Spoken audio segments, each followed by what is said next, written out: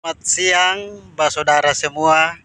Siang hari ini saya berada di Alor Kecil dan di belakang saya itu ada Pulau Kepa, ada Pulau Ternate, Pulau Buaya, dan ini ke arah Kalabahi. Ya, pantainya indah sekali. Dan teman-teman, siang hari ini juga saya akan membantu teman-teman untuk menjelaskan tentang materi dasar bahasa Inggris, terkhususnya tentang materi bentuk waktu atau dalam bahasa Inggris tense. Dalam bahasa Inggris itu ada 16 bentuk waktu, namun yang akan saya jelaskan di sini adalah tentang bentuk waktu pertama atau yang bagian pertama. Teman-teman mohon memperhatikan baik-baik, dengar baik-baik, dan semoga dalam penjelasan nanti teman-teman dapat bisa mengerti dan teman-teman bisa praktik dengan benar. Ya, saya berharap apa yang saya jelaskan ini benar-benar menjadi berkat bagi teman-teman semua. Selamat siang, saudara semua. Siang hari ini saya akan menjelaskan tentang materi simple present tense. Teman-teman, jika teman-teman ingin bisa menyusun kalimat dalam bahasa Inggris, teman-teman harus memulai dengan materi ini karena ini materi yang paling dasar. Ya, teman-teman, simple present tense itu menjelaskan tentang suatu kegiatan yang biasa dilakukan atau sering dilakukan atau kadang dilakukan atau jarang dilakukan atau selalu dilakukan, dan yang terakhir biasanya menjelaskan tentang sesuatu yang terjadinya berulang-ulang. Ya, jadi seperti itu. Contoh teman-teman. Contoh misalnya saya biasa pergi ke sekolah, saya biasa pergi ke gereja, atau mereka biasa pergi ke masjid, atau kami sering makan jagung, mereka kadang minum teh, atau dia laki-laki jarang pergi ke gunung, atau saya selalu berdoa, atau yang terakhir itu mereka makan nasi 4 kali dalam sehari. Ya, jadi menjelaskan tentang kegiatan yang berulang-ulang. Jadi seperti itu teman-teman, ini kata kuncinya. Jadi dalam simple present tense itu yang ini sudah kata kuncinya teman-teman. Sesuatu yang biasa terjadi, sesuatu yang sering terjadi, kadang terjadi, jarang terjadi, selalu terjadi, atau terjadinya berulang-ulang. Teman-teman, untuk materi ini tadi saya sudah jelaskan tentang kata kunci, dan saya harus jelaskan juga tentang bahasa Inggrisnya. Untuk kata kunci yang pertama biasa, itu bahasa Inggrisnya usually. Ya, yang ini cara omongnya usually. Kalau sering itu cara omongnya tetap often. Kalau kadang itu cara omongnya sometimes. Ini cara tulisnya teman-teman. Terus kalau jarang itu bahasa Inggrisnya seldom. Kalau selalu, ini selalu teman-teman, selalu bahasa Inggrisnya always. Ya. Oke. Kalau berulang-ulang tadi saya tidak tulis. Berulang-ulang itu nanti dalam kalimatnya tuh seperti begini. Saya sudah makan 3 kali dalam sehari. Contoh, I have eaten 3 times in a day. Jadi 3 times. Jadi 3 times-nya itu yang menjelaskan tentang berulang-ulang. Kalau 2 kali itu twice, cara tulisnya twice. Jadi teman-teman, kalau sekali itu bahasa Inggrisnya cara tulisnya once, cara bacanya once. Jadi teman-teman, lebih dari 2 kali itu kita tolong tulis times di belakang angka 3 hingga angka pokoknya lah, mau 1 juta, 1 miliar, 1 triliun, itu terserah teman-teman. Begitu. Contoh misalnya 3 times, 4 times, 5 times, 6 times, 7 times, dan seterusnya teman-teman. Begitu. Teman-teman, sebelum saya menjelaskan tentang contoh kalimat, tentang simple present tense, saya mau menjelaskan tentang subjek dan to be dulu. Subjek dan to be itu dalam bahasa Inggris, untuk subjek ada 7. Mulai dari I, ini cara bacanya I, yo ini cara bacanya you, teh ini cara bacanya they, we ini we, she ini she bukan she. Kalau she itu laut atau melihat, ya. Kalau he itu dia laki-laki, jadi she ini artinya dia perempuan, we ini kita atau kami, they atau they, cara bacanya they itu mereka, you itu kamu atau kalian atau Anda, I itu saya atau aku. Dan yang terakhir itu it. Nah, ini cara bacanya tetap sama. It itu artinya kata ganti benda selain manusia, jadi bisa hewan, bisa tumbuhan, bisa benda mati. Teman-teman, ini ada bestinya, jadi to be itu besti dari subjek teman-teman. Jadi I itu to be-nya adalah M, cara tulisnya am. You itu R, jadi cara tulisnya are. Jadi you, they, dan we itu to be-nya sama, yaitu are, cara bacanya R. Ya. Kalau she, he, dan it itu to be-nya sama teman-teman. Mereka tiga ini to be-nya sama atau besti mereka sama, yaitu is. Ya. Jadi teman-teman harus ingat baik-baik, tidak boleh tertukar ya, tidak boleh I itu berpasangan dengan to be are atau is, tidak boleh. Begitu juga dengan you, tidak boleh berpasangan dengan am atau is. Begitu juga they dan we tidak boleh berpasangan dengan am dan is. Begitu juga she, he, dan it tidak boleh berpasangan dengan am, to be am, dan to be are. Ya, jadi semua sudah jelas, itu baku ya, seumur hidup lah, sampai selama-lamanya tidak akan pernah berubah teman-teman.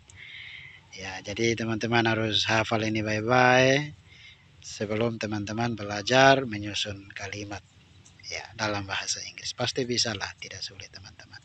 Teman-teman pasti bisa. Ya, tetap semangat saja, intinya jangan menyerah lah. Memang ada sulitnya, tapi jangan menyerah. Yakin teman, sebelum kita membahas tentang contoh kalimat simple present tense, kita harus belajar tentang rumusnya dulu, dan kita harus belajar juga tentang jenis kalimat. Teman-teman, dalam tenses yang pertama simple present tense itu menggunakan 2 jenis kalimat, yaitu kalimat nominal dan kalimat verbal. Di sini saya akan menjelaskan tentang kalimat nominal saja. Kalimat nominal itu menggunakan to be. To be yang tadi itu teman-teman, to be itu is, are, dan am. Ya, jadi ini rumusnya teman-teman. Jadi rumus yang pertama kalimat positif itu ada S. S ini subjek. Yang tadi saya sudah jelaskan. Yang ini teman-teman, subjek I, you, they, we, she, he, it. Jadi S itu subjek, ada I, you, they, we, she, it. Kalau to be itu kita pakai tergantung subjeknya. Kalau subjeknya I kita pakai am, kalau subjeknya you, they, dan we kita pakai are. Kalau subjeknya she, he, dan it kita pakai is.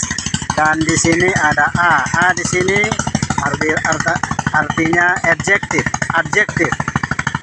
Ya, kata sifat. Bahasa Inggrisnya untuk cara tulis adjektif, cara omongnya adjektif. Yang ini kata keterangan atau dalam bahasa Inggrisnya adverb. Yang N ini noun atau kata benda. Tapi teman-teman kita bisa pilih salah satu, mau pakai kita bisa pakai salah satu untuk berpasangan dengan subjek dan to be.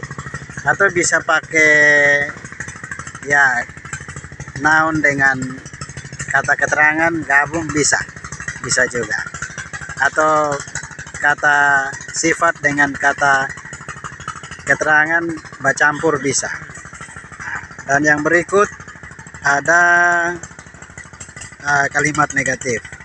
Ya, sorry, saya jelaskan ini. Ini bercampur contoh seperti adjektif dengan adverb. Adjektif itu contoh sakit. Sakit itu adjektif, kata sifat.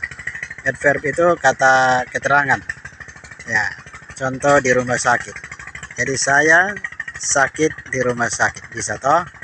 Kalau yang tadi saya bilang noun dengan adverb bisa juga contoh. Misalnya saya polisi di sini.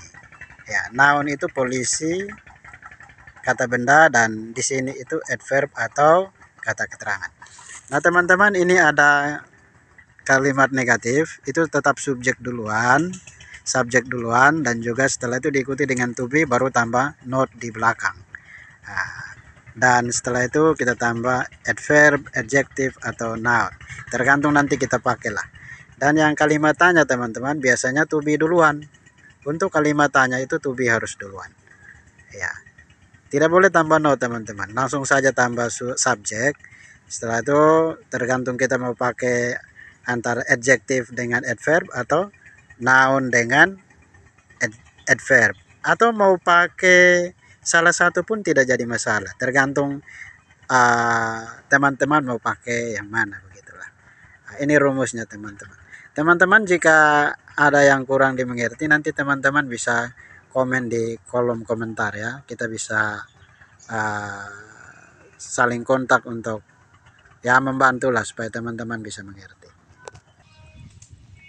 Teman-teman di sini ada adjektif yaitu kata sifat, noun itu kata benda, dan adverb itu kata keterangan. Ya, contoh adjektif itu di sini ada weak. Ini cara omongnya weak artinya lemah, easy artinya mudah atau gampang, sad itu sedih, honest itu jujur. Ini cara omongnya patient itu sabar, pretty itu cantik, cantik alami lah. Kalau beautiful itu cantik karena bersolek. Bad itu buruk, jelek, ugly itu juga sama. Cuma bad ini biasanya menjelaskan tentang sifat atau karakter yang buruk. Kalau ugly itu menjelaskan tentang wajah yang kurang bagus begitu. Nah, di sini ada noun. Noun ini ada polis, polisi, army, tentara, teacher, guru, farmer, petani, fisherman, nelayan, doctor itu dokter, nurse itu perawat, priest itu pendeta. Kalau di sini ada adverb, ya kata keterangan.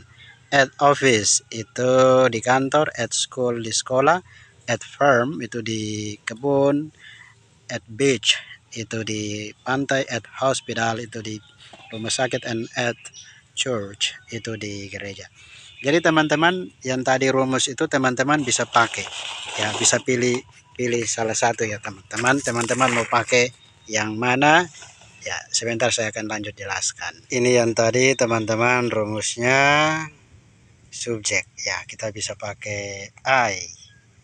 Ya, kalau kita mau bilang saya lemah di kantor, berarti I am lemah itu adjektif, ada weak yang pertama, terus kata keterangan di kantor, at office. Atau teman-teman mau bilang saya di kantor tidak apa-apa, I am at office bisa. Itu kalimat positifnya. Ya, jadi subjek to be dan yang tadi kita mau pakai dua-dua atau mau pakai adverb saja, at office saja. Yang berikut kalimat negatif itu subjek duluan, to be. Jadi tadi saya lemah di kantor. Berarti kalimat negatifnya saya tidak lemah di kantor. Berarti I am, terus kita tambah not, baru kita tulis week atau omong week, baru kita omong at office. Atau kita bilang saya tidak di kantor, berarti I am not, baru at office. Itu contohnya. Kalau untuk kalimat tanya biasa to be duluan. Jadi tadi kita pakai I, berarti to be-nya I adalah am. M. Maka kita tulis am duluan baru I, begitu rumusnya. Am I adjektif yang tadi weak atau lemah, baru adverb di kantor at office. Jadi am I weak at office, atau kita mau pakai am I at office, apakah saya di kantor. Seperti itu teman-teman. Itu sedikit penjelasan tentang contoh kalimat nominal untuk simple present tense. Sorry teman-teman, saya lagi di pantai sambil ambil video untuk membantu teman-teman. Jadi teman-teman, saya kira itu saja, cuma yang mungkin agak berat bagi teman-teman itu rumus yang ini. Mungkin ini akan membingungkan. Teman-teman yang ini bisa pakai salah satu atau bisa pakai dua contoh adjektif saja. Misalnya saya lemah, bisa. Atau saya lemah di kantor, bisa. Atau saya polisi di kantor, bisa. Ya, atau mau pakai adverb saja, kata keterangan saja bisa, mau pakai noun saja, kata benda saja juga bisa, atau mau pakai kata sifat adjektif saja juga bisa, atau mau pakai dua-dua juga bisa. Misalnya, baik teman-teman, sekian penjelasan saya mengenai materi tadi. Semoga materi tadi dapat menjadi berkat bagi teman-teman, terkhususnya untuk masa depan teman-teman. Tetap semangat belajar, tetap terus berdoa dan berusaha yang terbaik. Percaya ketika kita sungguh-sungguh berusaha yang terbaik, pasti Tuhan akan menolong kita. Tetap berjuang, saya berharap teman-teman berhasil. Tuhan memberkati.